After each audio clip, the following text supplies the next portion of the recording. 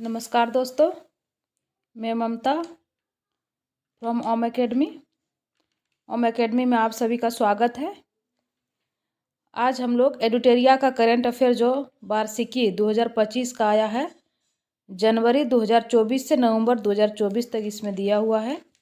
सारा डिटेल देखेंगे इसमें। 17वीं बीपीएससी के लिए काफ़ी ही महत्वपूर्ण है दोस्तों। इसे एक बार ज़रूर पढ़ के या फिर सुन के जाएं। स्टार्ट करते हैं हम लोग।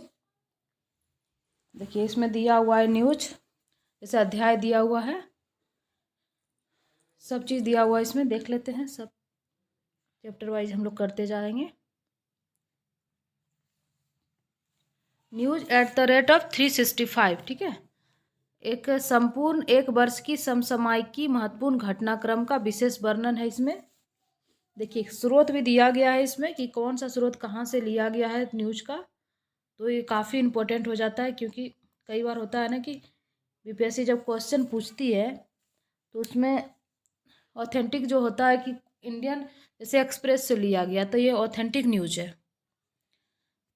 G20 शिखर सम्मेलन 2024 टॉपिक है।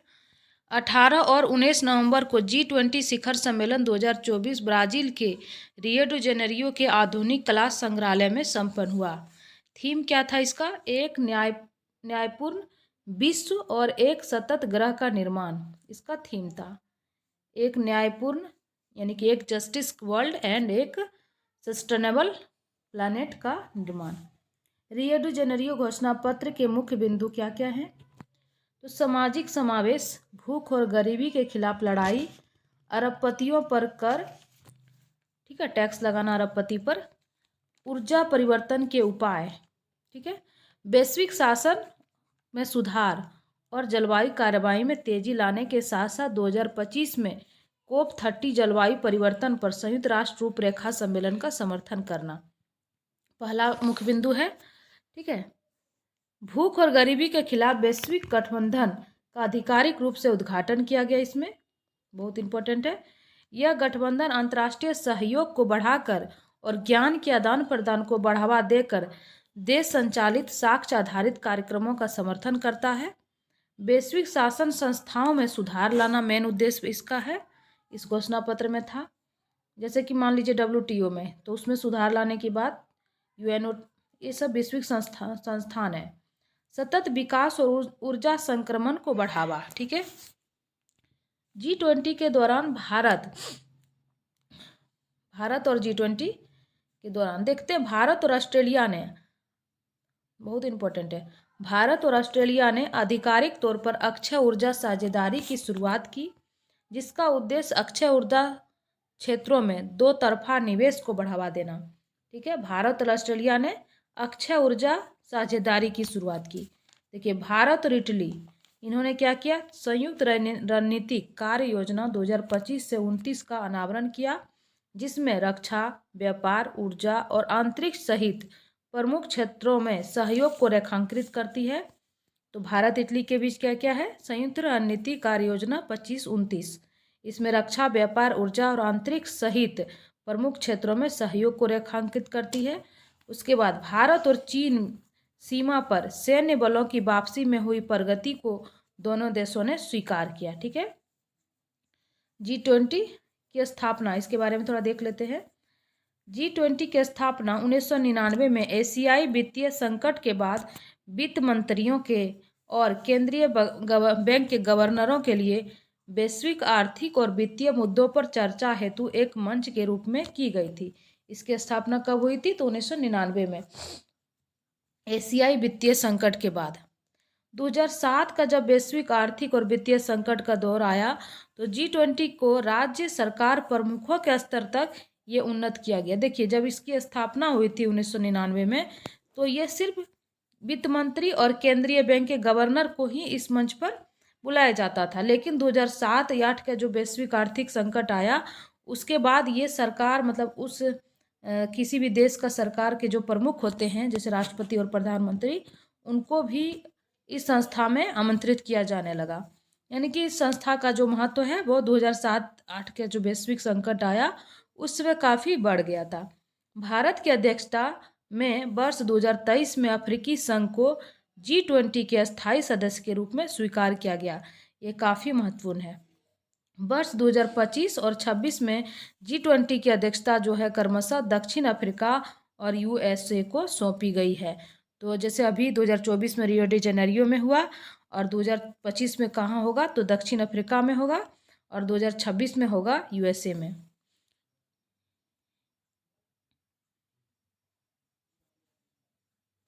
देखिए दूसरा टॉपिक है अमेरिकी राष्ट्रपति चुनाव 2024। ये स्रोत जो है द हिंदू से इसे लिया गया है।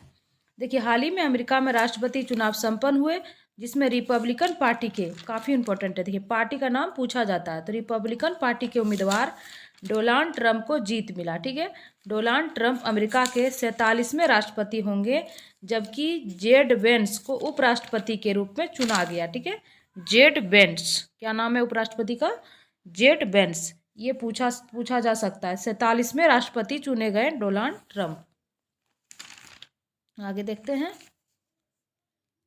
132 सालों में, ठीक है, डोनाल्ड ट्रंप दूसरा गैर लगातार कार्यकाल जीतने वाले पहले राष्ट्रपति है। ठीक है, 1892 में ग्रोवर क्लीवलैंड के बाद ऐसा करने वाले दूसरे राष्ट्रपति है। ठीक है, डोनाल्ड ट्रंप अमेरिका के निर्वाचित होने वाले सबसे उम्रदराज, यानी कि देखिए 78 वर्ष हो रहा है, राष्ट्रपति बन गए हैं।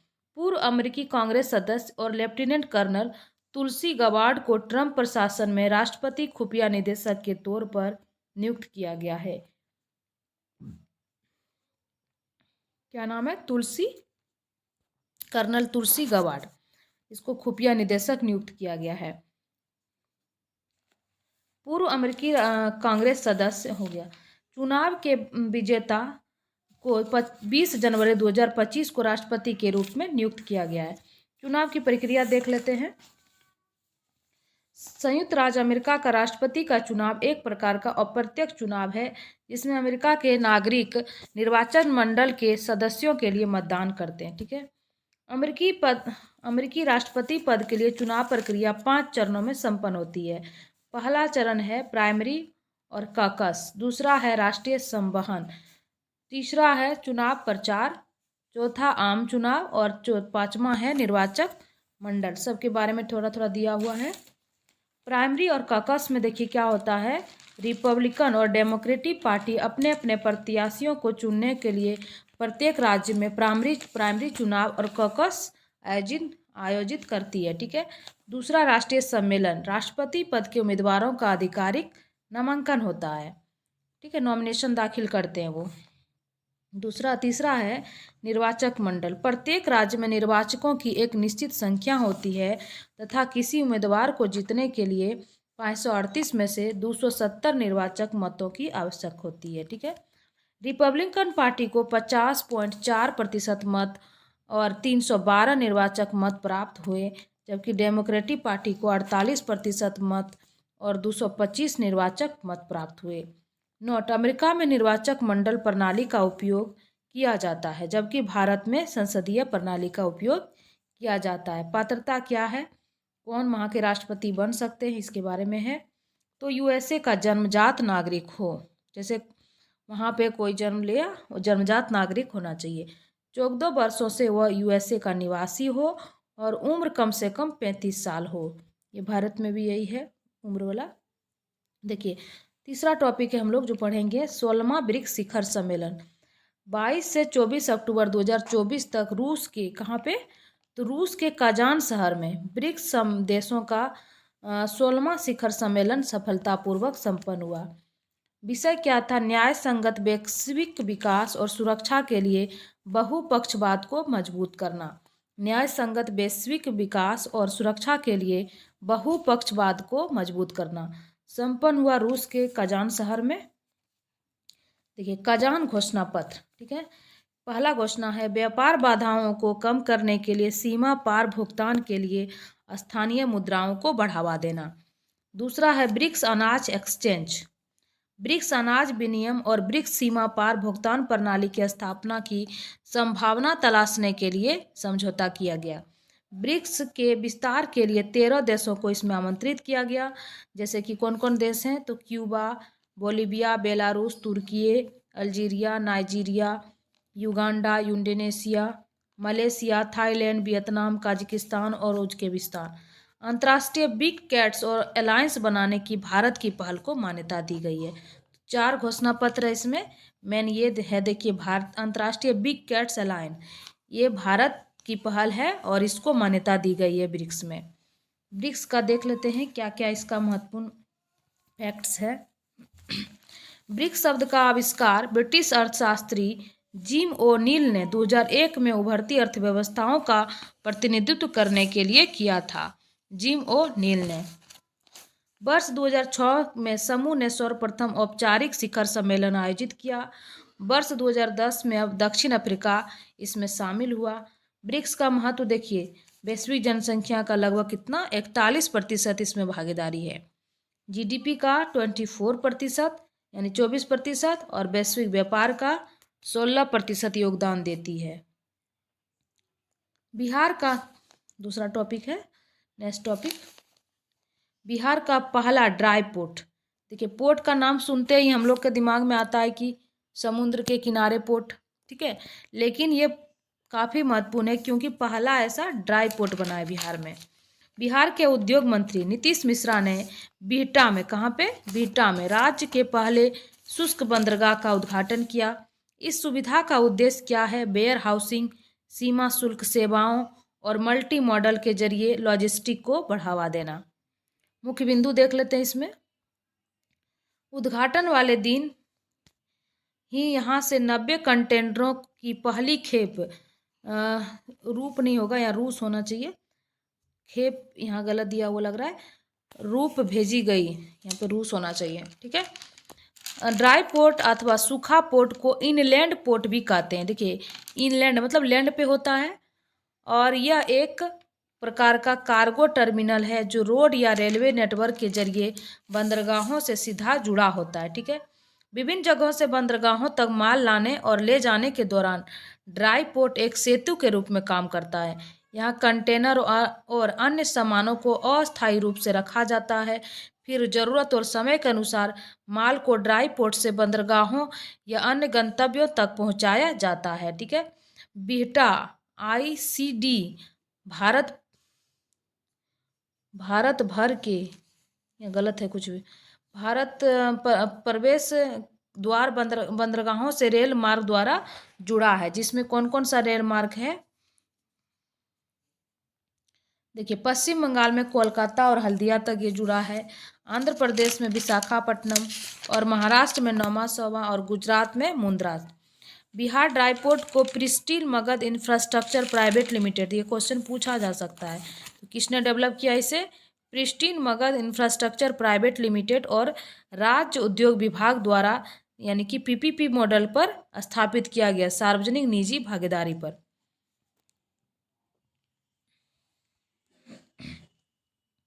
नेक्स्ट टॉपिक है वैश्विक बहुआयामी गरीबी सूचकांक।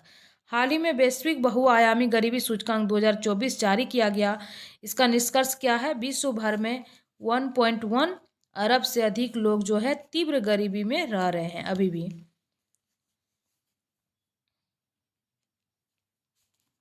भारत का स्थान इसमें देखते हैं।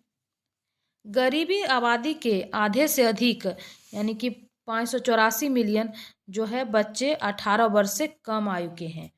सर्वाधिक गरीबी वाले देश मतलब जनसंख्या के मामले में तो सबसे ज़्यादा जनसंख्या भारत के पास है, तो भारत में ही सबसे ज़्यादा गरीबी है।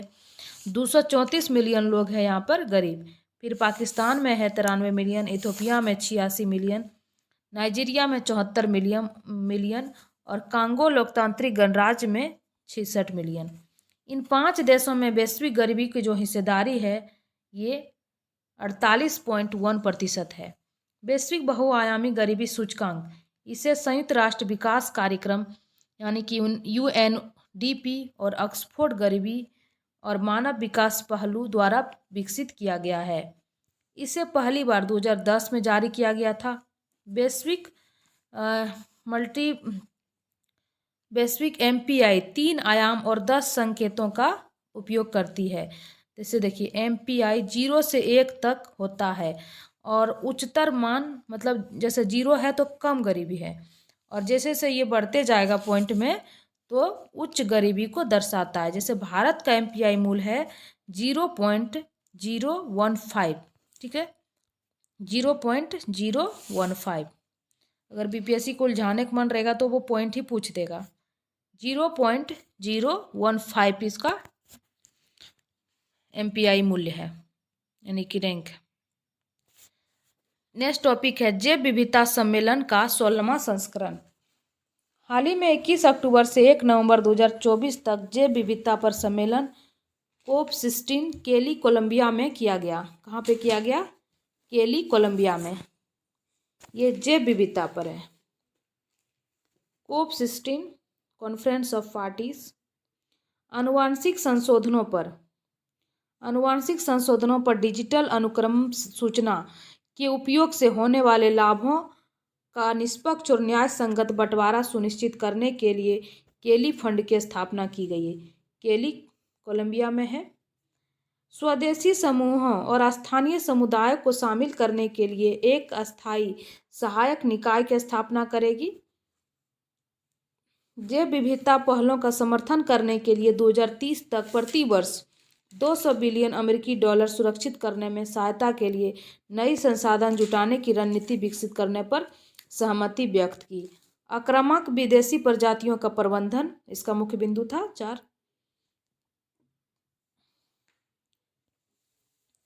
जैव विविधता सम्मेलन 1992 के रियो डी जेनेरियो पृथ्वी शिखर सम्मेलन का ही परिणाम है। इसका सचिवालय कहाँ है? मॉन्ट्रियल कनाडा में है। CDB जैव विविधता सम्मेलन 196 देशों द्वारा अनुसमर्थित किया गया है। अमेरिका एकमात्र संयुक्त राष्ट्र सदस्य है जिसने इसे अभी समय की पुष्टि नहीं की है, ठीक है। COP16 का मुख्य लक्ष्य है 30x30 लक्ष्यों पर प्रगति में तेजी लाना। 30x30 लक्ष्यों पर प्रगति में तेजी लाना। नेक्स्ट टॉपिक है SCO शिखर सम्मेलन 2024, यानी कि शंघाई सहयोग संगठन के शासन अध्यक्षों की परिषद का 23वीं बैठक 16 अक्टूबर 2024 को इस्लामाबाद यानी पाकिस्तान में आयोजित की गई। इस शिखर सम्मेलन में भारतीय प्रतिनिधित्व मंडल का जो नेतृत्व कर रहे थे मंत्री जो थे विदेश मंत्री S जयशंकर। SCO शिखर सम्मेलन 2024 भारत पाकिस्तान के तनावपूर्ण संबंधों के बीच हो रहा है। यह आयोजन लगभग 9 वर्षों में किसी भारतीय अधिकारी द्वारा पाकिस्तान की पहली उच्च स्तरीय यात्रा है, ठीक है। शंघाई सहयोग संगठन SCO एक अंतर सरकारी अंतर्राष्ट्रीय निकाय है जिसकी स्थापना 15 जून 2001 को शंघाई चीन में हुई थी, इसलिए इसका नाम पड़ गया शंघाई सहयोग संगठन। कब स्थापना हुआ? 15 जून 2001। 2017 में भारत और पाकिस्तान को इसमें शामिल किया गया। वर्तमान में SCO के 10 पूर्ण सदस्य हैं, जिसमें से कौन कौन है? चीन, रूस, Kazakhstan, Kyrgyzstan, Uzbekistan, Bharat, Pakistan, Tajikistan, Iran, और ईरान देखिए 2023 में बना है, और बेलारूस 2024 में। SCO के 2 अस्थायी निकाय हैं, एक सचिवालय इसका बीजिंग में, ताशकंद में क्षेत्रीय आतंकवाद विरोधी संरचना की कार्यकारी समिति जो क्षेत्रीय सुरक्षा और आतंकवाद विरोधी प्रयासों पर ध्यान केंद्रित करती रहती है। नेक्स्ट टॉपिक है 5 नई भाषाओं को शास्त्रीय भाषा का दर्जा दिया गया। हाल ही में केंद्रीय मंत्रिमंडल ने 3 अक्टूबर 2024 को मराठी, पाली, प्राकृति, असमिया और बंगाली भाषा को शास्त्रीय भाषा का दर्जा देने की मंजूरी दे दी है। कब दी है? तो 3 अक्टूबर 2024 को। कौन कौन सी भाषा है? तो मराठी है पहला, पाली है, प्राकृति है, और असम से असमिया है, और पश्चिम बंगाल बंगाली है, ठीक है। 5 भाषा है। शास्त्रीय भाषा क्या है? तो शास्त्रीय भाषा जो है, शास्त्रीय भाषाएं भारत की गहन और प्राचीन सांस्कृतिक विरासत के संरक्षक के रूप में काम करती है, जो प्रत्येक समुदाय के ऐतिहासिक और सांस्कृतिक मील के पत्थर का सार प्रस्तुत करती है। पृष्ठभूमि देखते हैं। भारत सरकार ने वर्ष 2004 में शास्त्रीय भाषाओं के रूप में भाषाओं की एक नई श्रेणी बनाने की निर्णय लिया था। शास्त्रीय भाषा दर्जा अगर प्राप्त करना है किसी को, कोई भी भाषा को, तो उसके लिए क्या क्या मापदंड निर्धारित किए गए हैं? तो इनके जो प्रारंभिक ग्रंथ होगा और अभिलिखित इतिहास की अत्यधिक प्राचीनता, यानी कि 1000 वर्षों से अधिक है। ठीक है। दूसरा इसका मापदंड है प्राचीन साहित्य और ग्रंथों का एक संग्रह, जिसे वक्ताओं की पीढ़ी द्वारा एक मूल्यवान विरासत माना जाता है। ठीक है। तीसरा है साहित्यिक परंपरा मौलिक होनी चाहिए और किसी अन्य भाषा या समुदाय से उधार नहीं ली गई हो। चौथा है शास्त्रीय भाषा और साहित्य आधुनिक भाषा से भिन्न होने के कारण शास्त्रीय भाषा और उसके बाद के रूपों या उसकी शाखाओं के बीच एक विसंगति भी हो सकती है। भारत में शास्त्रीय भाषा जो पहले से थे उसमें तमिल था, संस्कृत था, तेलुगु था, कन्नड़ था, मलयालम था और उड़ीसा। 5 नवीन भाषाओं को शास्त्रीय भाषा दर्जा मिल जाने से अब कुल 11 शास्त्रीय भाषा हो गया है। और भाषाओं से संबंधित राज्य जैसे कि महाराष्ट्र मराठी, बिहार, उत्तर प्रदेश, मध्य प्रदेश में पाली प्राकृत, पश्चिम बंगाल में बंगाली, असम में असमिया।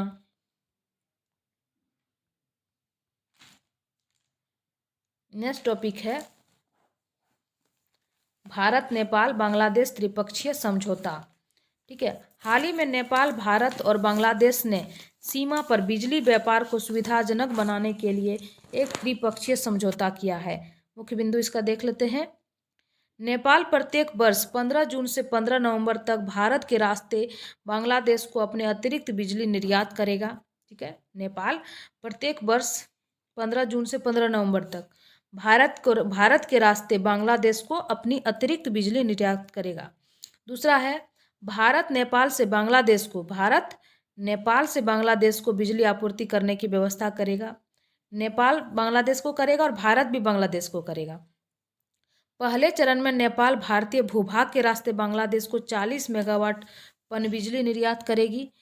पर बिजली की प्रति यूनिट जो है 6.4 सेंट तय की गई है। बिजली के निर्यात से नेपाल का सालाना 9.2 मिलियन अमेरिकी डॉलर की आय प्राप्त होगी। यह दक्षिण एशिया में सीमा पार ऊर्जा सहयोग की दिशा में एक व्यापक गति को रेखांकित करता है। देखिए नेक्स्ट टॉपिक है PSLV C-37 मिशन का ऊपरी चरण पृथ्वी के वायुमंडल में पुनः प्रवेश कर गया। इसके बारे में देखते हैं। इसरो के अनुसार 7 साल पहले 104 उपग्रह को प्रक्षेपित करने वाले PSLV C-37 रॉकेट का ऊपरी चरण फिर से पृथ्वी के वायुमंडल में प्रवेश कर गया है। यह उपलब्धि अंतरिक्ष मलबे को कम करने के वैश्विक प्रयासों के अनुरूप है तथा वर्ष 2030 तक मलबा मुक्त अंतरिक्ष मिशन प्राप्त करने के इसरो के लक्ष्य का समर्थन करती है। देखिए इसरो ने 2030 तक अंतरिक्ष को मलबा मुक्त करने के लिए अपना टारगेट घोषित किया है। मुख्य बिंदु देखते हैं। इसरो का लक्ष्य है PSLV के ऊपरी चरणों के कक्षीय जीवन काल को घटाकर 5 वर्ष करना। इसरो के अनुसार उपग्रह को पहुंचाने के बाद जो ऊपरी चरण होता है, जो आउटर लेयर होता है उसका, जिसे PS4 के रूप में जाना जाता है, को लगभग 470 गुना 494 किलोमीटर की कक्षा में छोड़ दिया गया था। समय के साथ इसकी कक्षीय ऊंचाई मुख्य रूप से वायुमंडलीय खिंचाव के कारण कम हो गई है। PSLV C-37 क्यों महत्वपूर्ण है? तो देखिए 2017 में इसे लॉन्च किया गया था, जिसने एक बार में 104 उपग्रहों को लॉन्च करके विश्व रिकॉर्ड बनाया था। इसमें 101 जो थे वे विदेशी उपग्रह थे और 3 अपने देश के उपग्रह थे। काफ़ी इम्पोर्टेंट है। नेक्स्ट टॉपिक है भारत का 5वां चंद्र मिशन। भारत के राष्ट्रीय अंतरिक्ष आयोग ने 5वें चंद्र मिशन यानी कि लूनर पोलर एक्सप्लोरेशन मिशन को मंजूरी दी है। Lunar polar exploration mission Bharat के इसरो और जापान के जाक्सा के बीच एक सहयोगात्मक प्रयास है। देखिए 2 देशों के बीच सहयोग से बन रहा है, भारत के इसरो और जापान के जाक्सा। मुख्य बिंदु क्या क्या है इसमें? यह मिशन मुख्यतः चंद्रमा के संसाधनों, विशेष रूप से चंद्रमा के दक्षिण ध्रुव पर पानी की खोज पर ध्यान केंद्रित करेगा। लुपेक्स को चंद्रमा की सतह पर 100 दिनों तक काम करने के लिए डिजाइन किया गया है। यह ड्रिलिंग और साइट पर प्रयोगों के लिए विशेष उपकरणों का उपयोग करके उन क्षेत्रों का पता लगाएगा जो अस्थायी रूप से छायादार स्थान है जहां सूर्य की रोशनी कभी नहीं पहुंचती है। लुपेक्स की जानकारी भविष्य में चंद्रमा पर जाने वाले मिशनों की योजना बनाने में मदद करेगी, जिसमें वे मिशन भी शामिल है जो चंद्रमा के नमूने वापस धरती पर ला सके। ठीक है, यह मिशन चंद्रमा पर एक अस्थायी मानव उपस्थिति बनाने की दिशा में एक महत्वपूर्ण कदम है। नेक्स्ट टॉपिक है गांधी सागर वन्य जीव अभयारण्य चीतों का दूसरा निवास स्थान बना। ठीक है, कूनो नेशनल पार्क में 1 साल से ज़्यादा समय तक कैद में रहने के बाद जो दक्षिण अफ्रीका से चीते, अग्नि और वायु को मध्य प्रदेश के गांधी सागर वन्यजीव अभयारण्य में छोड़ा जाएगा। गांधी सागर कूनो नेशनल पार्क के बाद चीतों की मेजबानी करने वाले भारत का दूसरा पार्क बन जाएगा, स्थल बन जाएगा। प्रोजेक्ट चीता क्या है? तो प्रोजेक्ट चीता का उद्देश्य देश में 1952 में विलुप्त घोषित किए गए चीतों की आबादी को फिर से बहाल करना। इसमें दक्षिण अफ्रीका और नामीबिया से चीतों को कूनो राष्ट्रीय उद्यान में स्थानांतरित करना शामिल है। देखिए रतन टाटा के बारे में दिया हुआ है। 9 अक्टूबर 2024 को भारतीय उद्योग जगत के महान नेता और दयालुता के प्रतीक रतन टाटा का निधन हो गया। व्यक्तिगत जीवन के बारे में रतन टाटा का जन्म जो है 28 दिसंबर 1937 को मुंबई में एक पारसी जोरेस्ट्रियन परिवार में हुआ था। उन्हें कई प्रतिष्ठित पुरस्कार मिले, जिसमें 2021 में असम वैभव, 2008 में पद्म विभूषण और 2000 में पद्म भूषण मिला था उनको। लेटेस्ट देखिए 2021 में असम वैभव सम्मान मिला है। उपलब्धियां देखते हैं। 1991 में जीआरडी टाटा के बाद टाटा समूह के वे अध्यक्ष बने। 1991 से 2012 तक रहे। रतन टाटा चैरिटेबल ट्रस्ट के बड़े समर्थक थे और उन्होंने अपने 65% से अधिक जो है शेयर दान कर दिए हैं। उन्होंने टाटा नैनो लॉन्च की, जो कम लागत वाली कार थी जिसका उद्देश्य भारतीय जनता को किफायती परिवहन उपलब्ध कराना।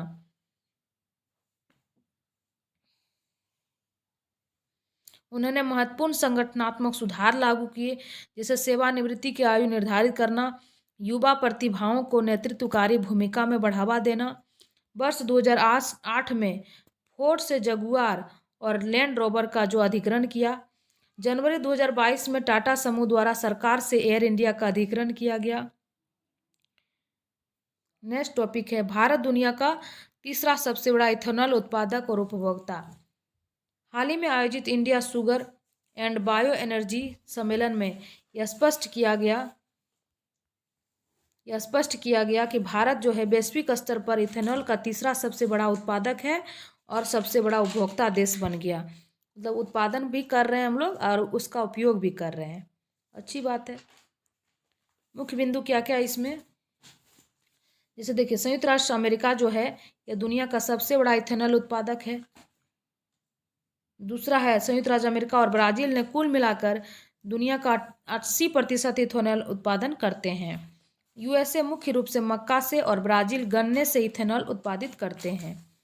भारत सरकार ने 2025-26 तक 20% इथेनॉल मिश्रण का लक्ष्य रखा है।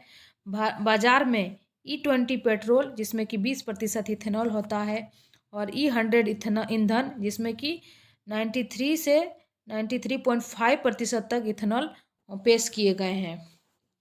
इथेनॉल जिसे एथिल अल्कोहल भी कहा जाता है, उसका उत्पादन मक्का गन्ना मक्का और गेहूं से किया जाता है। इथेनॉल उत्पादन में वृद्धि भारत के नवीकरणीय ऊर्जा को बढ़ावा देने और कृषि क्षेत्र में अधिक लचीलापन बढ़ाने के लक्ष्य के अनुरूप है। इसे देखिए किसान को भी तो फायदा होगा। बिहार में नीलगाय और जंगली सूअरों को मारने का आदेश। नेक्स्ट टॉपिक है हाल ही में बिहार सरकार ने नीलगाय और जंगली सूअरों के आतंक से निजात पाने के लिए उन्हें मारने की अनुमति देने का फैसला लिया। मुख्य बिंदु इसका क्या क्या है, यह अभियान सबसे अधिक प्रभावित जिलों जैसे कि वैशाली, पूर्वी चंपारण, बक्सर, सिवान, समस्तीपुर में चलाया जाएगा। इन जिलों में नीलगायों की कुल संख्या करीब 3 लाख है, जबकि सूअरों की संख्या कितना है, 67,000 है। नीलगाय और जंगली सूअरों से फसल को नुकसान पहुंचने पर वन विभाग किसानों को प्रति हेक्टेयर 50,000 रुपये तक का मुआवजा देती है। बिहार के 34 जिलों में नीलगाय और 30 जिलों में जंगली सूअरों की वजह से फसलें नष्ट हो रही है। हाल ही में जिम्बाब्वे देश ने सूखे से प्रभावित वाली क्षेत्रों के समुदाय की सहायता के लिए 200 हाथियों को मारने का आदेश दिया था। ये नोट में दिया हुआ है। कौन सा देश है? जिम्बाब्वे। हाथी को मारने का आदेश दिया था। चंद्रयान 4 मिशन। नेक्स्ट टॉपिक है, हाल ही में केंद्रीय कैबिनेट ने चंद्रयान 3 की सफलता के बाद चंद्रमा के लिए चंद्रयान 4 मिशन की मंजूरी दी है, जिसका उद्देश्य है चंद्रमा से पृथ्वी पर वापस आने और नमूने लाने की प्रौद्योगिकी का प्रदर्शन करना। मुख्य बिंदु क्या क्या है इसमें? चंद्रयान 4 जो है मिशन का उद्देश्य चंद्रमा पर सफल लैंडिंग, वहां ड्रिलिंग करके मिट्टी का नमूना लेना और वापसी पृथ्वी पर लौटना। इसरो ने चंद्रयान 4 के विकास और लॉन्च को 2027 तक पूरा करने का लक्ष्य निर्धारित किया। ये काफ़ी इंपॉर्टेंट है। 2027 तक इसका लक्ष्य है कि उस 2027 तक इसको हम लोग लॉन्च करेंगे। भारत सरकार ने चंद्रयान 4 मिशन के लिए 2104.06 करोड़ रुपये राशि स्वीकृत किए हैं। लौटाए गए नमूनों का विश्लेषण चंद्रमा और पृथ्वी की उत्पत्ति और विकास के साथ साथ दोनों के आंतरिक भाग को समझने के लिए बेहद उपयोगी होगा। A man mission to moon अंततः भारतीय अंतरिक्ष यान के चंद्रमा पर उतरने वर्ष 2040 तक ये नियोजित है और सुरक्षित रूप से पृथ्वी पर वापसी लौटने के लिए आधारभूत प्रौद्योगिकी क्षमताओं को प्राप्त करेगा। 2040 तक भारत में जो चंद्रमा तक मतलब चंद्रमा के धरती पर उतरने का लक्ष्य रखा गया है। चंद्रयान जो 4 के अलावा इसरो को शुक्र ग्रह के रिसर्च के लिए भी मंजूरी मिली है, यानी कि mission orbiter, Venus orbiter mission इसका नाम है। नेक्स्ट टॉपिक है 23वें विधि आयोग। राष्ट्रपति द्रौपदी मुर्मू ने भारत के 23वें विधि आयोग का गठन की मंजूरी दी, जिसका कार्यकाल कितना है? 1 सितंबर 2024 से 31 अगस्त 2027 तक निर्धारित किया गया है। आयोग में एक पूर्णकालीन अध्यक्ष होगा और सदस्य सचिव सहित 4 पूर्णकालीन सदस्य होंगे। विधि आयोग क्या है? तो यह एक गैर सांविधिक निकाय है जिसकी स्थापना भारत सरकार के विधि और न्याय मंत्रालय की अधिसूचना के माध्यम से कानूनी सुधारों के लिए कानून के क्षेत्र में अनुसंधान करने के लिए की जाती है।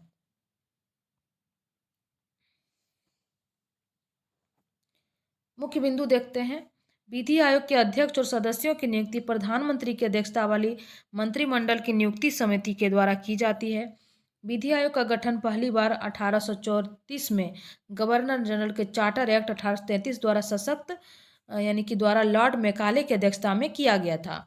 स्वतंत्रता के बाद पहला विधि आयोग 1955 में भारत के राष्ट्रपति द्वारा स्थापित किया गया था, जिसके अध्यक्ष कौन थे? MC शीतलवाड़।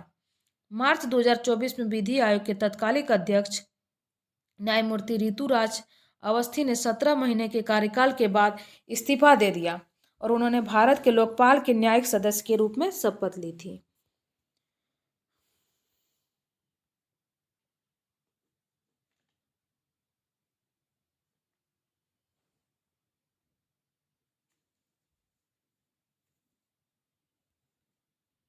नेक्स्ट टॉपिक है त्रिपुरा में शांति समझौता। हाल ही में केंद्र सरकार ने त्रिपुरा राज्य के साथ मिलकर national liberation front of Tripura और ऑल इंडिया टाइगर फोर्स के साथ एक महत्वपूर्ण शांति समझौते पर हस्ताक्षर किए। इस समझौते का मुख्य प्रावधान देखते हैं क्या क्या है। NLFT और ATF ने हिंसा का रास्ता छोड़ने, अपने सभी हथियार और गोला बारूद त्यागने तथा अपने सशस्त्र संगठनों को भंग करने पर सहमति व्यक्त की। इस समझौते के कारण लगभग 10,000 लोग हथियार छोड़कर मुख्य धारा में शामिल होंगे। सरकार ने उग्रवादी प्रभावित क्षेत्रों को विकसित करने के लिए 250 करोड़ रुपए निर्धारित किए गए हैं, जहां दोनों उग्रवादी समूह सक्रिय थे। NLFT और ATTF ने राज्य में 35 साल से चल रहे संघर्षों को समाप्त करके त्रिपुरा के विकास के प्रति अपनी प्रतिबद्धता की पुष्टि की है। देखिए नेक्स्ट टॉपिक है डेंगू के खिलाफ भारत का पहला वैक्सीन। ICMR और पेनिसिया बायोटेक ने स्वदेशी डेंगू वैक्सीन डेंगीऑल के साथ भारत में पहली डेंगू वैक्सीन के तीसरे चरण का क्लिनिकल परीक्षण रोहतक में शुरू किया है।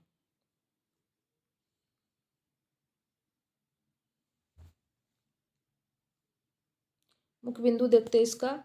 यह परीक्षण 18 राज्यों और केंद्र शासित प्रदेशों में 19 स्थानों पर किया जाएगा। पेनिसिया की वैक्सीन में डेंगू के सभी 4 सीरोटाइप के जीवित और कमजोर संस्करणों का इस्तेमाल किया गया है। एक प्रभावी टीका विकसित करना जटिल है क्योंकि इसे सभी 4 डेंगू वायरस सीरोटाइपों जैसे कि DEN-V1, V2, V3 और V4 में अच्छी प्रभावकारिता हासिल करनी होगी। डेंगू बुखार देखते हैं। ये हड्डी तोड़ बुखार का एक वायरल संक्रमण है जो एडिज मच्छरों से लोगों में फैलता है और डेंगू भारत में एक प्रमुख सार्वजनिक स्वास्थ्य का समस्या बना हुआ है।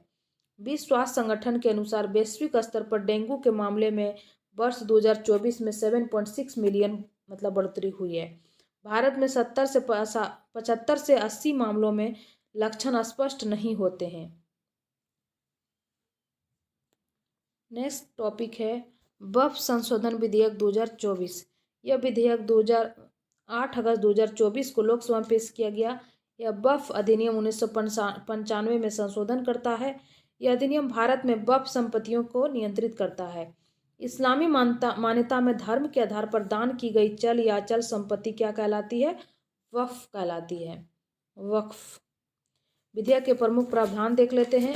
विधेयक में वर्तमान अधिनियम का नाम बदलकर संयुक्त वक्फ प्रबंधन सशक्तिकरण दक्षता और विकास अधिनियम 1995 कर दिया गया है। विधेयक में कहा गया है कि कम से कम 5 साल तक इस्लाम का पालन करने वाला व्यक्ति ही वक्फ घोषित कर सकता है। विधेयक में यह भी कहा गया है कि वक्फ के रूप में पहचानी गई कोई भी सरकारी संपत्ति वक्फ में नहीं रह जाएगी। अनिश्चितता की स्थिति में उस क्षेत्र का जिला कलेक्टर स्वामित्व निर्धारण करेगा और राज्य सरकार को रिपोर्ट सौंपेगा। यह विधेयक उस प्रावधान को भी हटा देता है जो वक्फ बोर्डों को यह जांचने और निर्धारित करने का अधिकार देता है कि कोई संपत्ति वक्फ है या नहीं। ठीक है, पहले वक्फ का सर्वेक्षण करने के लिए सर्वेक्षण आयुक्त और अतिरिक्त आयुक्तों की नियुक्ति का प्रावधान था, लेकिन अब यह विधेयक कलेक्टरों को सर्वेक्षण करने का अधिकार देता है। लंबित सर्वेक्षण राज्य राजस्व कानूनों के अनुसार किए जाएंगे। विधेयकों में प्रावधान है कि केंद्रीय वक्फ परिषद में 2 सदस्य गैर मुस्लिम भी होने चाहिए। अधिनियम के अनुसार परिषद में नियुक्त संसद, पूर्व न्यायाधीश और प्रतिष्ठित व्यक्ति मुस्लिम होना जरूरी नहीं है। मुस्लिम सदस्यों में से 2 महिलाएं भी होनी चाहिए। ठीक है, ये काफ़ी इंपॉर्टेंट है। वक्फ बोर्ड में शिया, सुन्नी और पिछड़े मुस्लिम वर्गों से कम 1 सदस्य होनी चाहिए और इसमें बोहरा और आगा खानी मुसलमानों के लिए भी 1 सदस्य होना चाहिए अगर उनके पास राज्य में वक्फ है। ठीक है, विधेयक में ट्रिब्यूनल्स के निर्णयों का अंतिम मानने वाले प्रावधानों को छोड़ दिया गया है। ट्रिब्यूनल्स के आदेशों के खिलाफ 90 दिनों के भीतर उच्च न्यायालय में अपील की जा सकती है। विधेयक जो है केंद्र सरकार को निम्नलिखित के संबंध में नियम बनाने का भी अधिकार देता है, जैसे कि पंजीकरण के मामले में वक्फ के खातों का प्रकाशन और वक्फ के बोर्ड की कार्यवाही का प्रकाशन। विधेयक केंद्र सरकार को CAG या किसी नामित अधिकारी से वक्फ के खातों का ऑडिट कराने का भी अधिकार देता है। ठीक है, नोट, वक्फ बोर्ड के पास सशस्त्र बलों जैसे कि सेना और भारतीय रेलवे के बाद देश में तीसरा सबसे बड़ा भूमि स्वामित्व है। इस विधेयक की समीक्षा के लिए जगदम्बिका पाल की अध्यक्षता में संयुक्त सदस्यीय संसदीय समिति का गठन किया गया। नेक्स्ट टॉपिक है IPC और CRPC और भारतीय साक्ष्य अधिनियम में सुधार। Ministry of home affairs plus PIB से इसे लिया गया है। गृह मंत्रालय ने 2020 में आपराधिक कानूनों के 3 संहिताओं की समीक्षा के लिए राष्ट्रीय विधि विश्वविद्यालय दिल्ली के पूर्व कुलपति प्रोफेसर रणवीर सिंह की अध्यक्षता में एक समिति गठित की थी। भारतीय न्याय संहिता 2023, भारतीय नागरिक सुरक्षा संहिता 2023 और भारतीय साक्ष्य संहिता 2023 1 जुलाई 2024 से यह लागू किया गया।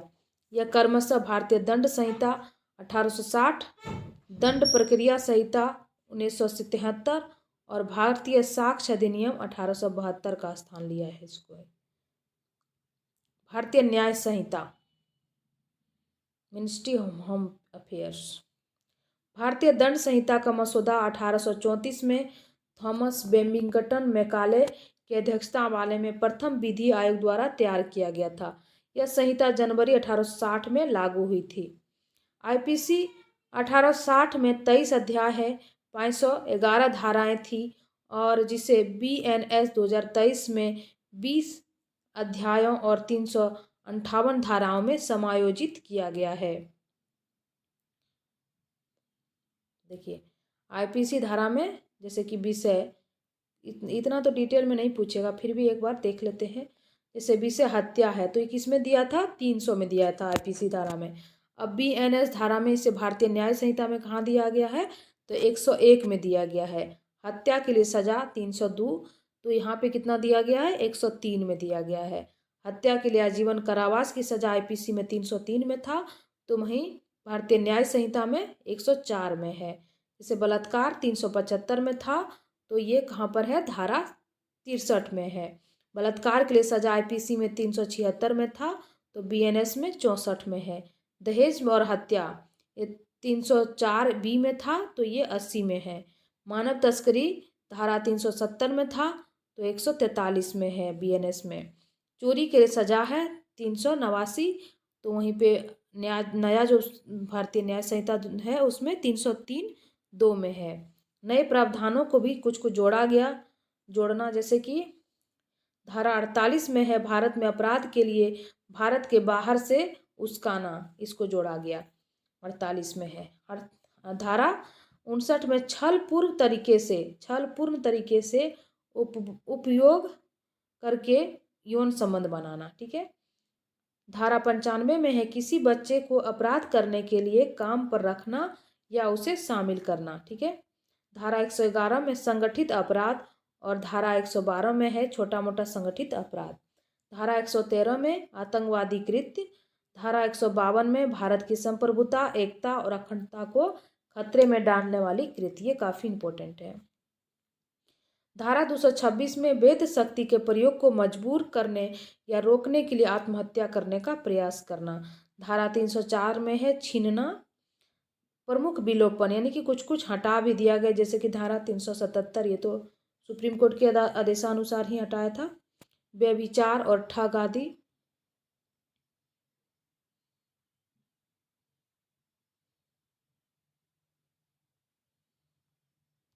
उसी तरह से देखिए भारतीय नागरिक सुरक्षा संहिता यानी कि बीएनएसएस, इसमें बीएनएसएस में 531 धाराएं और कितना अध्याय हो गया, इसमें 39 अध्याय हैं, जबकि सीआरपी में कितना था, 484 धाराएं और 37 अध्याय थे, ठीक है। तो नए अध्याय को इसमें भी कुछ कुछ शामिल किया गया, इसमें तो भारतीय नागरिक सुरक्षा संहिता में जैसे धारा 86 जोड़ा गया कि घोषित व्यक्ति की संपत्ति की पहचान और कुर्की। धारा 105 में ऑडियो वीडियो इलेक्ट्रॉनिक माध्यम से तलाशी और जब्ती और रिकॉर्डिंग। धारा 107 में संपत्ति की कुर्की और जब्ती या वापसी। धारा 172 में पुलिस के वैध निर्देशों का पालन करने के लिए बाध्य व्यक्ति। धारा 336 में कुछ मामलों में लोक सेवकों, विशेषज्ञों और पुलिस अधिकारियों का साक्ष्य। धारा 356 में घोषित अपराधियों की अनुपस्थिति।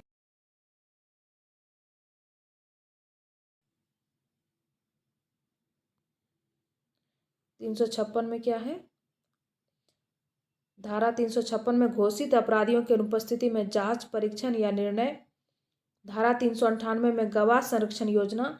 धारा 472 में मृत्युदंड के मामले में या दया याचिका। और धारा 350 में इलेक्ट्रॉनिक मोड में परीक्षण और कार्यवाही की जाएगी।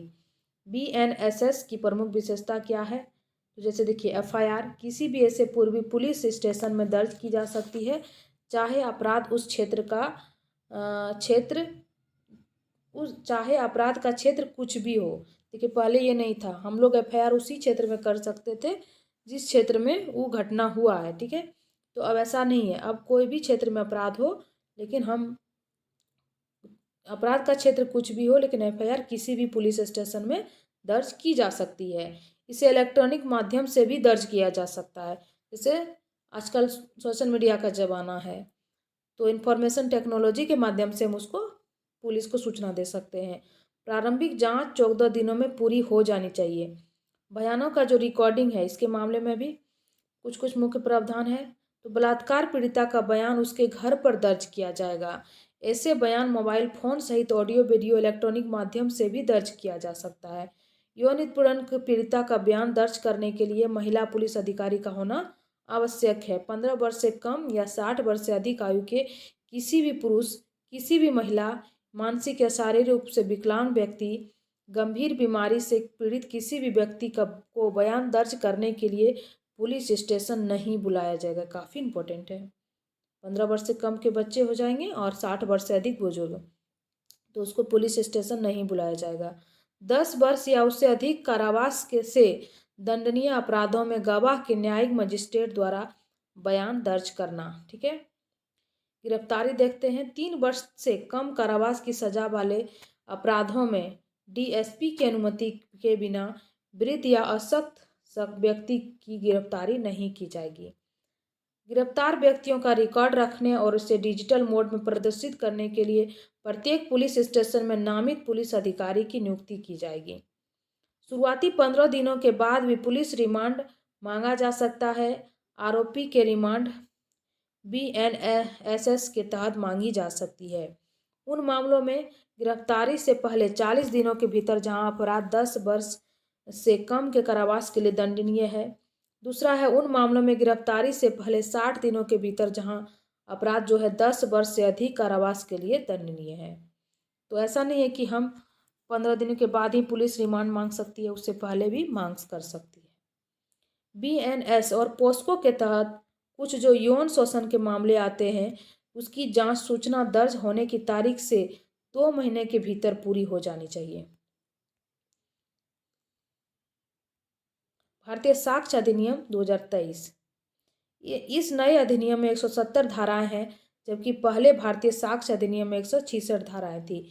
यह किसी भी न्यायालय में या उसके समक्ष सभी न्यायिक कार्यवाहियों पर लागू होता है, इसमें सैन्य न्यायालय भी शामिल है, लेकिन किसी न्यायालय या अधिकारी के समक्ष प्रस्तुत हलफनामों या मध्यस्थ के समक्ष कार्यवाही पर लागू नहीं होता है। प्रावधान क्या है, किस किस के रूप में हम साक्ष्य दे सकते हैं? तो इलेक्ट्रॉनिक्स या डिजिटल रिकॉर्ड्स के लिए एक नई धारा 61 जोड़ी गई, काफ़ी इंपॉर्टेंट है। ठीक है। इलेक्ट्रॉनिक या डिजिटल रिकॉर्ड्स को साक्ष्य के रूप में स्वीकार करने की अनुमति देता है, जिससे उन्हें पारंपरिक दस्तावेजी साक्ष्य के बराबर कानूनी वैधता प्राप्त होती है। जैसे आजकल क्राइम होता है, अगर वो CCTV कैमरा में रिकॉर्ड हो गया तो वो एक साक्ष्य है। द्वितीय साक्ष्य है, इसमें निम्नलिखित को शामिल करने के लिए विस्तार किया गया, जैसे यांत्रिक प्रक्रियाओं द्वारा मूल से बनाई गई प्रतिलिपियां, दस्तावेजों के समकक्षों से बनाई गई प्रतिलिपियां, इसे देखने वाले गवाह द्वारा प्रदान किए गए दस्तावेजों की सामग्री, मौखिक विवरण, ये सब है। नोट, दस्तावेजों का सटीक परिभाषा में इलेक्ट्रॉनिक रिकॉर्ड भी शामिल हो गया। ठीक है। दस्तावेज जो है सटीक परिभाषा में इलेक्ट्रॉनिक रिकॉर्ड भी शामिल है। DNA साक्ष्य की स्वीकार्यता के लिए विशेष प्रावधान है। देखिए नेक्स्ट टॉपिक है रुद्रम मिसाइल के बारे में। हाल ही में भारत ने अपनी पहली स्वदेशी एंटी रेडिएशन मिसाइल रुद्रम 1 का सफल परीक्षण किया, जिसे रक्षा अनुसंधान एवं विकास संगठन ने भारतीय वायुसेना के लिए विकसित किया है, यानी कि DRDO ने भारतीय वायुसेना के लिए विकसित किया है। मुख्य विशेषता देखते हैं इसका रुद्रम का।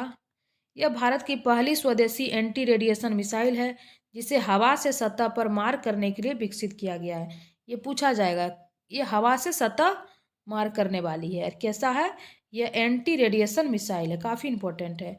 यह भारत की पहली एंटी स्वदेशी रेडिएशन मिसाइल है और इसे हवा से सतह पर मार करने के लिए विकसित किया गया है।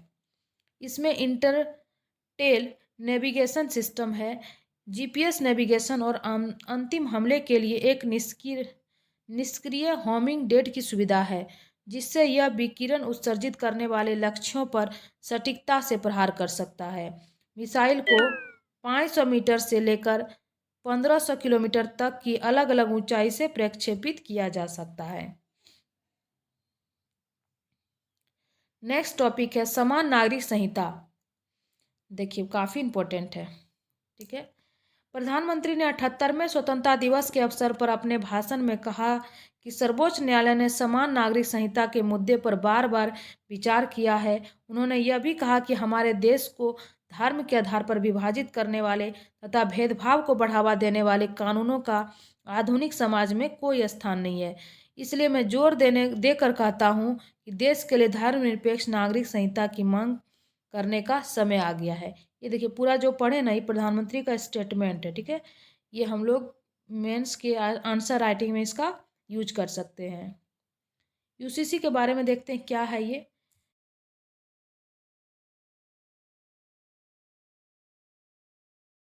समान नागरिक संहिता यानी कि समान कानून, चाहे वह किसी भी धर्म या जाति का क्यों ना हो।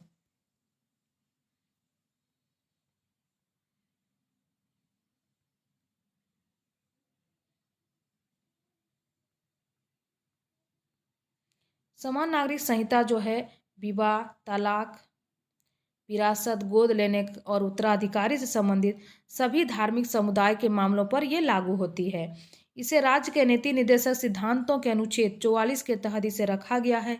गोवा पुर्तगाली नागरिक संहिता 1867 के रूप में, लेकिन स्वतंत्रता से पहले समान नागरिक संहिता का पालन करने वाले वो पहला राज्य है। देखिए गोवा में ये पहले से लागू है, स्वतंत्रता के पहले से ये लागू है। ठीक है। उत्तराखंड स्वतंत्रता के बाद समान नागरिक संहिता को अपनाने वाला देश का पहला राज्य है। समान नागरिक संहिता जो है सूची कहाँ का है, तो ये समवर्ती सूची के अंतर्गत आते हैं।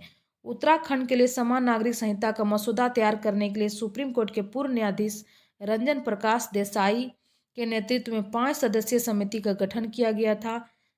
शाहबानो मामले में 1985 एवं सायरा बानो मामला 2017 सुप्रीम कोर्ट ने समान नागरिक संहिता का समर्थन किया था।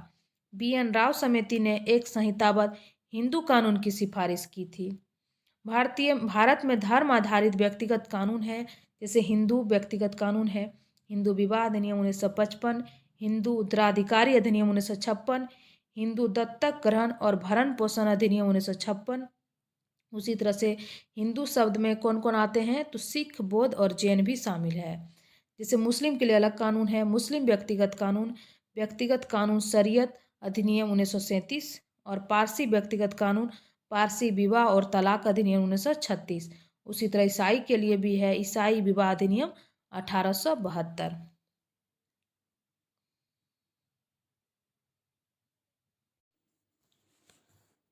नेक्स्ट टॉपिक है एक राष्ट्र एक चुनाव, 1 नेशन 1 इलेक्शन। लाल किले के प्राचीर से प्रधानमंत्री ने कहा, मैं राजनीतिक दलों और देश के संविधान को समझने वालों से आग्रह करता हूं कि वे भारत की प्रगति के लिए एक राष्ट्र एक चुनाव के सपने को साकार करने के लिए आगे आएं। बार बार चुनाव देश में गतिरोध पैदा करते हैं। आज हर योजना और पहल ऐसा लगता है कि यह चुनाव चक्र से प्रभावित है और हर गतिविधि राजनीतिक विचारों से रंगी हुई है। ये देखिए प्रधानमंत्री का स्टेटमेंट है। पूर्व राष्ट्रपति रामनाथ कोविंद की अध्यक्षता में एक राष्ट्र एक चुनाव पर गठित उच्च स्तरीय समिति ने अपनी रिपोर्ट राष्ट्रपति द्रौपदी मुर्मू को सौंपी है। क्या क्या है इसका सिफारिश देख लेते हैं।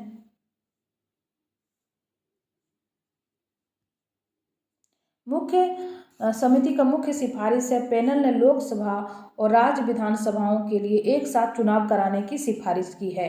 स्थानीय निकाय चुनाव भी 100 दिनों के भीतर होनी चाहिए। अनुच्छेद 324A लागू किया जाएगा। ठीक है।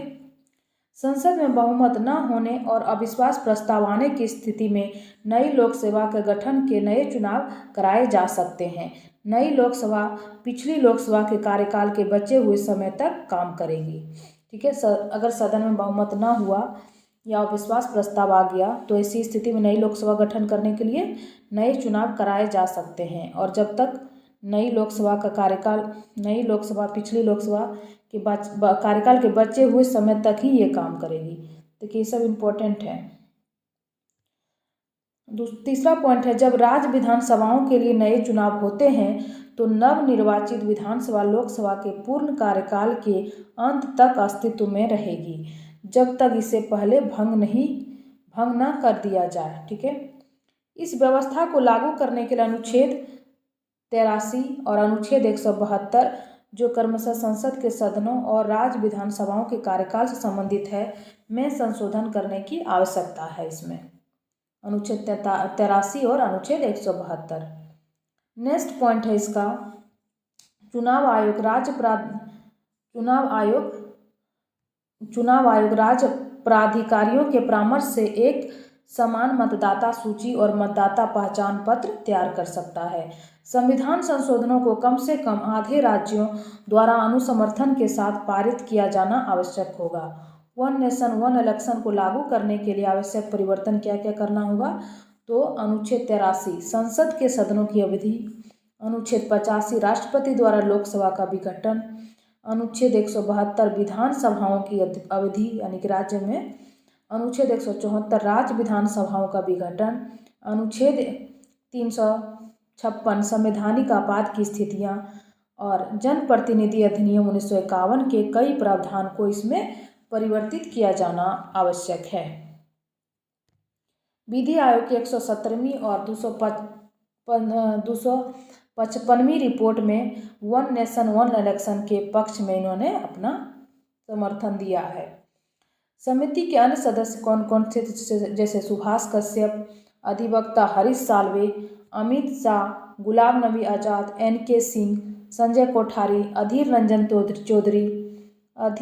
चौधरी जुड़ने से इनकार कर दिए, विपक्ष के नेता हैं। नेक्स्ट टॉपिक है सार्वजनिक परीक्षा, अनुचित साधनों की रोकथाम विधेयक 2024। ये तो क्या ही बताएं, आजकल सब एग्जाम में यही स्थिति है। सार्वजनिक परीक्षा अनुचित साधनों की रोकथाम विधेयक 2024 में जिसमें सरकारी भर्ती परीक्षाओं में कदाचार और संगठित धोखाधड़ी के लिए 5 साल तक की कैद और 1 करोड़ रुपये तक के जुर्माने का प्रावधान है, को केंद्र सरकार ने 21 जून से लागू करने के लिए अधिसूचित किया है। 5 साल तक का जेल और 1 करोड़ रुपये का जुर्माना।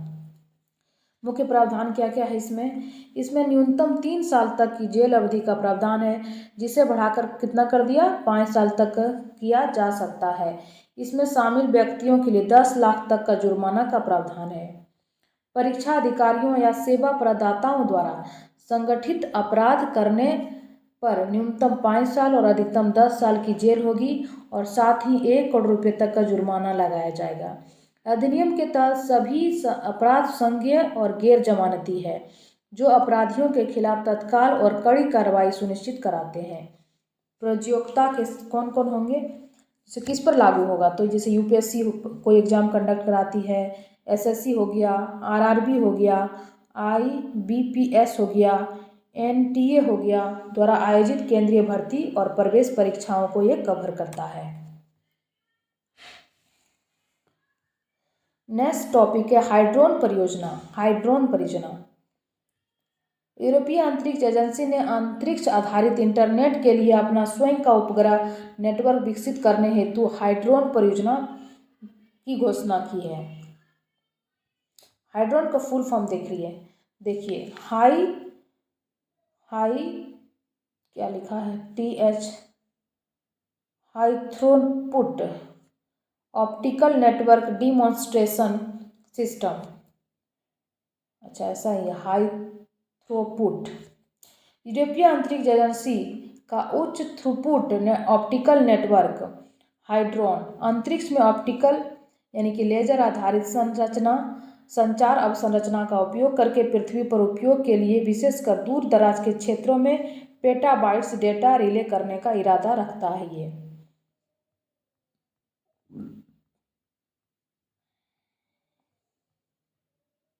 यह अत्यधिक उन्नत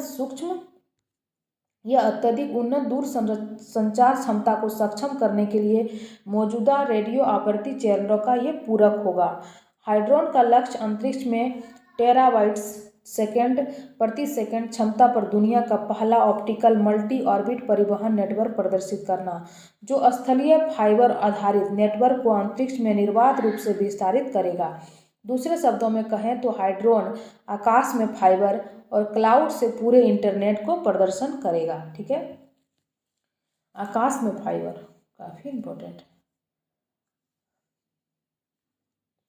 नेक्स्ट टॉपिक है विश्व वन्य जीव अपराध रिपोर्ट 2024। हाल ही में ऑस्ट्रेलिया के वियना में संयुक्त राष्ट्र ड्रग्स एवं अपराध कार्यालय द्वारा विश्व वन्य जीव अपराध रिपोर्ट 2024 जारी की गई। इसकी मुख्य विशेषताएं देख लेते हैं। 2015 से 2021 के दौरान वैश्विक अवैध वन्यजीव व्यापार से गैंडे और देवदार सबसे अधिक प्रभावित पशु और वनस्पति प्रजाति थी।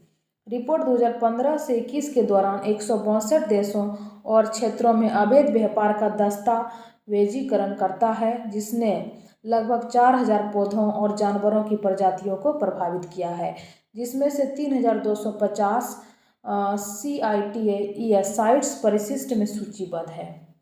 पशु प्रजातियों का अवैध वन्य जीव व्यापार बाजार गेंडे का सींग 29%, पेंगुलिन का शक्ल जो है 28% और हाथी का दांत 15% का इसमें व्यापार बाजार में होता है। सबसे ज़्यादा गेंडे का सींग, उसके बाद पेंगुलिन का शल्क। पादप प्रजातियों का अवैध व्यापार जो बाजार में है वो देवदार का 47%, उसके बाद शीशम का 35%, उसके बाद अगरवुड का 13% है। विश्व वन्यजीव अपराध रिपोर्ट जो है रिपोर्ट 2024 से 2024, 2020 और 2016 के प्रावधानों के बाद श्रृंखला की यह तीसरी रिपोर्ट है। यानी कि 2016 में पहले आया था, फिर 20 में आया, फिर 24 में आया। वन्यजीव और वनस्पति की लुप्तप्राय प्रजातियों में अंतर्राष्ट्रीय व्यापार कन्वेंशन में सूचीबद्ध वन्यजीव प्रजातियों से अवैध व्यापार की प्रवृत्तियों पर अद्यतन ध्यान केंद्रित करती है। नेक्स्ट टॉपिक है दुनिया का सबसे गहरा ब्लू व्हेल होगा ना, ब्लू होल। अच्छा, हाल ही में शोधकर्ताओं ने युगाटन प्रायद्वीप के दक्षिण पूर्वी तट पर मैक्सिको के चेतुमल खाड़ी में विश्व के सबसे गहरे ब्लू व्हेल की खोज की गई, जिसे तामजा ब्लू व्हेल का नाम दिया गया। तामजा ब्लू व्हेल मुख्य बिंदु देखते हैं क्या क्या है। तामजा ब्लू व्हेल समुद्र तल से कम 1380 फीट नीचे है, जो दक्षिण चीन सागर में ड्रैगन होल से भी अधिक गहरा है। ये व्हेल मछली नहीं है, ये कुछ और ही बिंदु है, इसका हॉल ही है। ठीक है, 13,660 वर्ग मीटर क्षेत्र में फैली इस विशाल पानी के नीचे की गुफा का नाम जो है तामजा रखा गया, जिसका अर्थ माया भाषा में क्या होता है, गहरा पानी। ब्लू होल ही है। ठीक है, ब्लू व्हेल नहीं है, हम लोग ब्लू व्हेल पढ़ रहे थे, उसको मछली समझ के। ब्लू होल जल से भरी ऊर्ध्वाकार गुफाएं हैं जो तटीय क्षेत्रों में पाई जाती है। इसका आधार सेल, चूना पत्थर, संगमरमर या जिप्सम जैसे घुलनशील पदार्थों से बने होते हैं। ब्लू होल ऊर्ध्वाधर समुद्री गुफाएं हैं जो हिम युग के दौरान हजारों वर्षों से हिमनद के बहाव के द्वारा निर्मित हुई है। एक बार फिर पढ़ देते हैं। देखिए, हाल ही में शोधकर्ताओं ने युकाटन प्रायद्वीप के दक्षिण पूर्वी तट पर मैक्सिको की चेतुमल खाड़ी में, कहाँ पर, चेतुमल खाड़ी में विश्व के सबसे गहरे ब्लू होल की खोज की है, जिसका नाम क्या दिया है, तामजा ब्लू होल, मैक्सिको के तट पर।